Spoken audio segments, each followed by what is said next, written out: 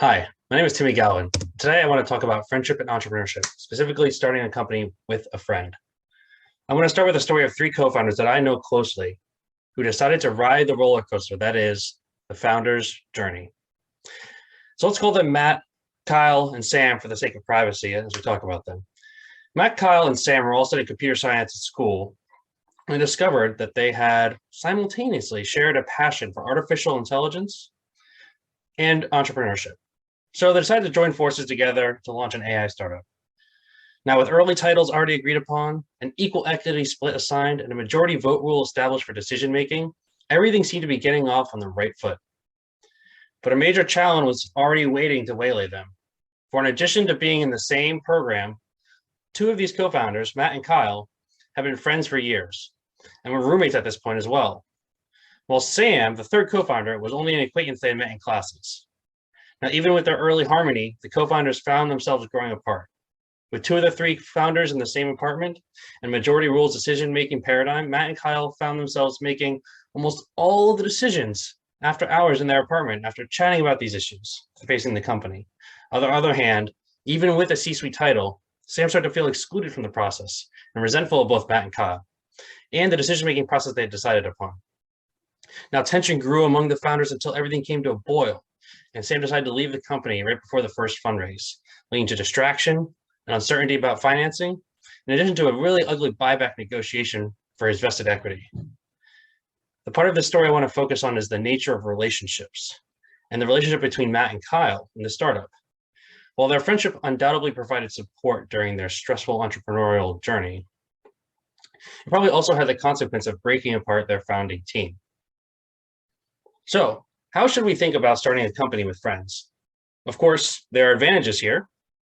We know that. Friendship is often built upon a foundation of aligned interests or a shared value system. Friendship can also bring an extensive history of trust and reliability that can be turned to during times of stress when starting a company. A co-founder that is also a good friend can be there and be an excellent source of emotional support during the uncertainty one can face.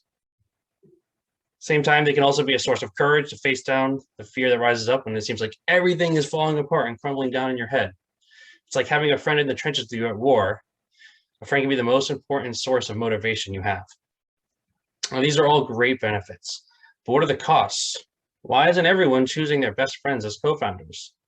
This must be a reason. Well, it's probably because they realize the downside of the arrangement. And there are many.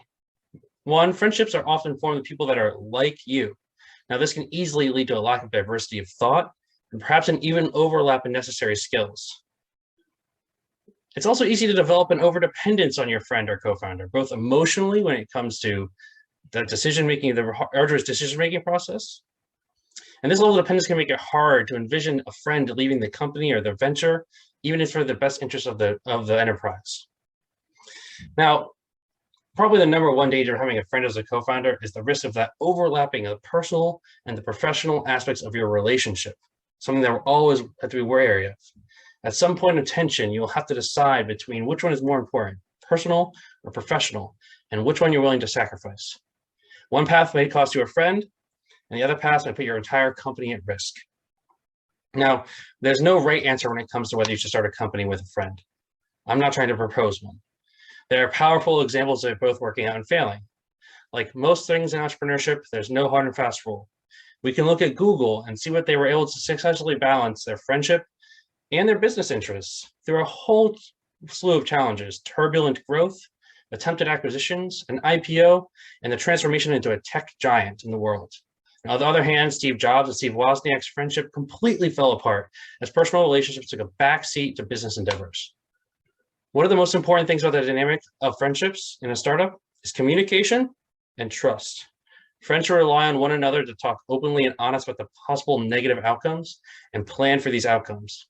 And only if they can do this would I recommend that they start a company together. Thanks for listening with me today.